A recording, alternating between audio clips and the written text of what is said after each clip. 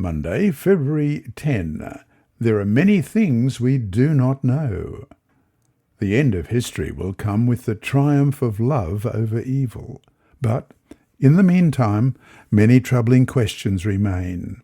How can we think and talk about the problem of evil in a way that might be helpful? Read Job 38, verses 1 to 12. How does God's answer to Job shed light on the problem of evil? How much do we know and not know about what might be going on behind the scenes? Job 38, beginning at verse 1. Then the Lord spoke to Job out of the storm. He said, "Who is this that obscures my plans with words without knowledge? Brace yourself like a man. I will question you, and you shall answer me. Where were you when I laid the earth's foundation? Tell me, if you understand. Who marked off its dimensions? Surely you know. Who stretched a measuring line across it? On what were its footings set? Or who laid its cornerstone, while the morning stars sang together and all the angels shouted for joy? Who shut up the sea behind doors when it burst forth from the womb? When I made the clouds its garment and wrapped it in thick darkness? When I fixed limits for it and set its doors and bars in place? When I said, 'This far you may come and no farther. Here is where your proud waves halt.' Have you ever given orders to the morning or shown the dawn its place?" In the narrative, Job had suffered much and had voiced many questions himself about why so much evil and suffering had befallen him. He requested an audience with God in order to seek answers to his questions, not knowing that far more was going on behind the scenes in the heavenly court, as we see in Job chapter 1 and chapter 2. And I'll read those because it's so important. Job chapter 1, beginning at verse 1. In the land of Uz there lived a man whose name was Job. This man was blameless and upright. He feared God and shunned evil. He had 7 sons and 3 daughters, and he owned 7,000 sheep, 3,000 camels, 500 yoke of oxen, and 500 donkeys, and had a large number of servants. He was the greatest man among all the people of the East. His sons used to hold feasts in their homes on their birthdays, and they would invite their 3 sisters to eat and drink with them. When a period of feasting had run its course, Job would make arrangements for them to be purified. Early in the morning he would sacrifice a burnt offering for each of them, thinking, "Perhaps my children have sinned and cursed God in their hearts." This was Job's regular custom. One day the angels came to present themselves before the Lord, and Satan also came with them. The Lord said to Satan, "Where have you come from?" Satan answered the Lord, "From roaming throughout the earth, going back and forth on it." Then the Lord said to Satan, "Have you considered my servant Job? There is no one on earth like him. He is blameless and upright, a man who fears God and shuns evil." "Does Job fear God for nothing?" Satan replied. "Have you not put a hedge around him and his household and everything he has? You have blessed the work of his hands so that his flock and herds are spread throughout the land. But now stretch out your hand and strike everything he has, and he will surely curse you to your face." The Lord said to Satan, "Very well then, everything he has is in your power, but on the man himself do not lay a finger." Then Satan went out from the presence of the Lord.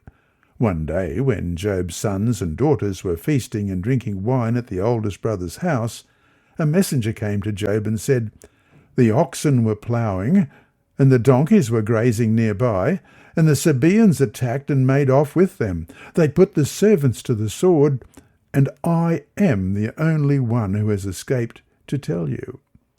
While he was still speaking, another messenger came and said, "The fire of God fell from heaven and burned up the sheep and the servants, and I am the only one who has escaped to tell you." While he was still speaking, another messenger came and said, "The Chaldeans formed 3 raiding parties and swept down on your camels and made off with them.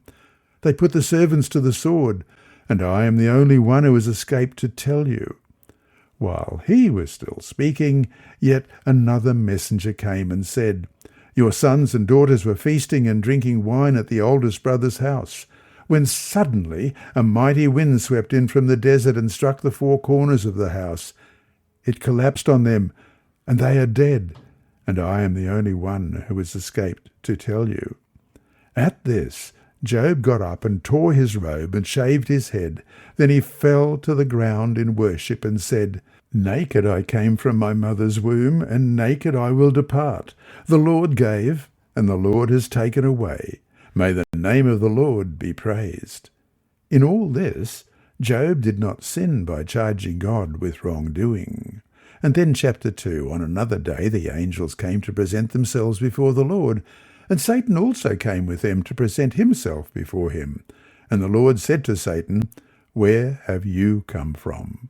Satan answered and said, "From roaming throughout the earth, going back and forth on it."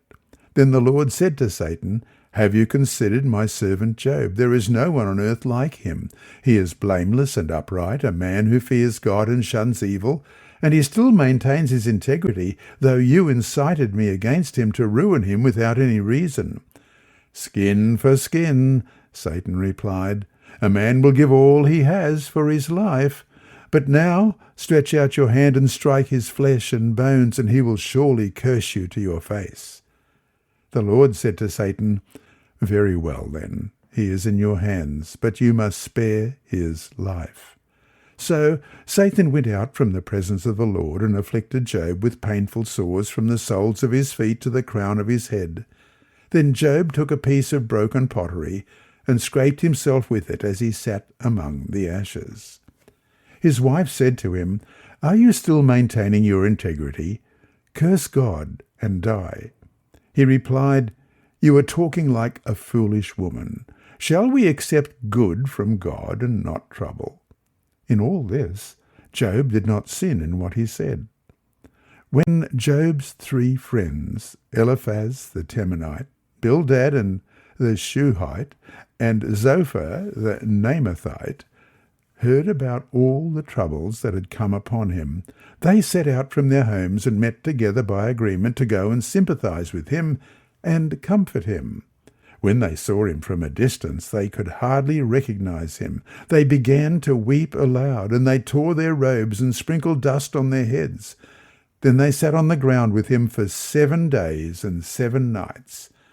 No one said a word to him, because they saw how great his suffering was. God's response to Job is striking.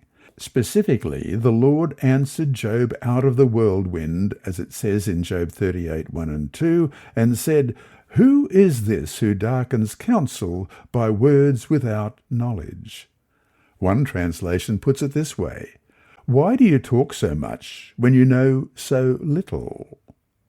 And God adds in Job 38, verse 4, "Where were you when I laid the foundations of the earth? Tell me if you have understanding." Read Job chapter 42, verse 3. How does Job's response illuminate what we should recognize about our own position? Job 48, verse 3, "You asked, 'Who is this that obscures my plans without knowledge?' Surely I spoke of things I did not understand, things too wonderful for me to know." By his response to Job, God made it clear to Job that there are many things that Job did not know and did not understand.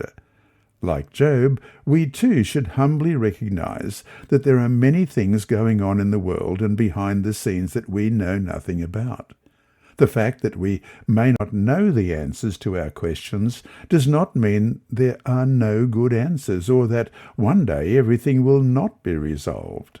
Until then, we need to trust in the goodness of God, which has been revealed to us in so many ways. And so to finish today, think about how little we know about anything. Why then should we learn to live with unanswered questions about the most difficult of subjects, evil and suffering?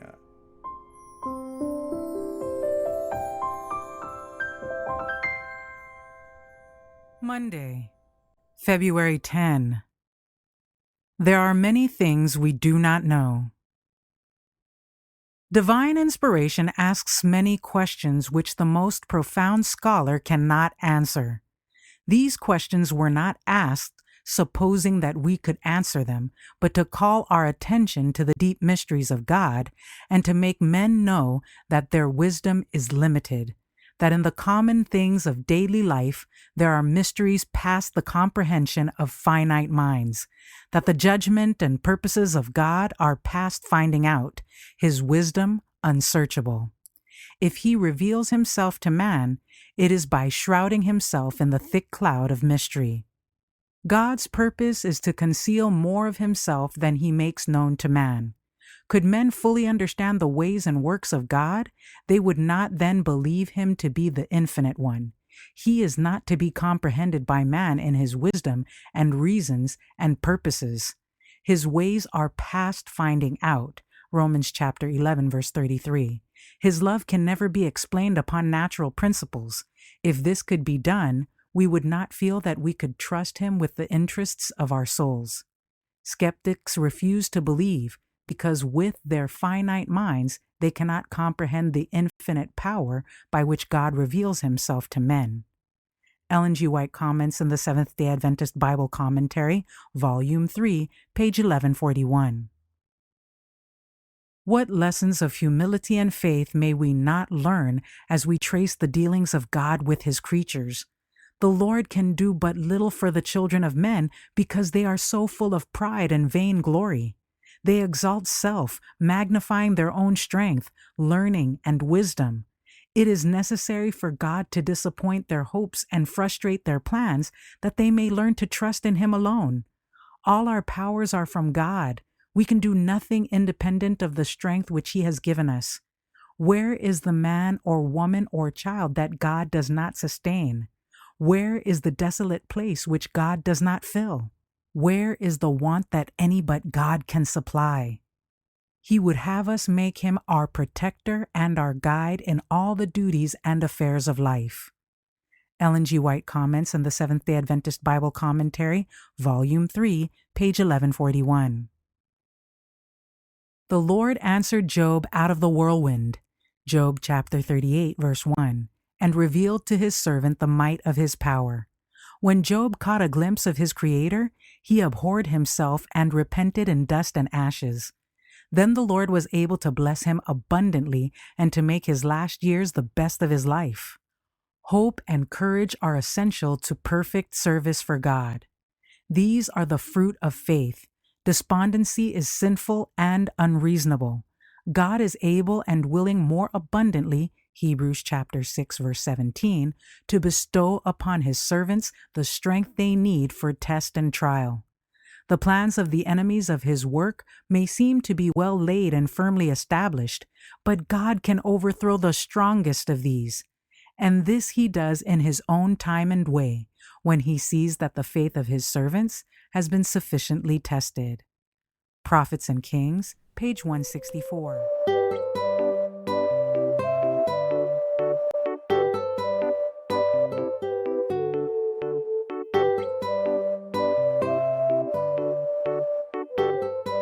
And remember, God is always faithful.